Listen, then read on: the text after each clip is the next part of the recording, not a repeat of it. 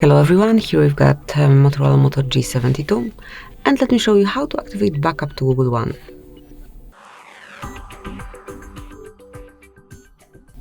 So at first open the settings, then find and select system and click on backup. And here just click on turn on.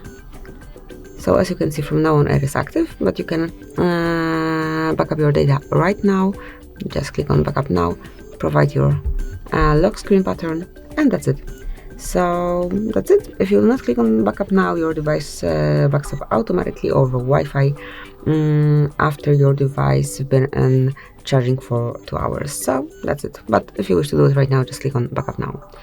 So that will be all. This is it. Thank you for watching. Please subscribe our channel and leave the thumbs up.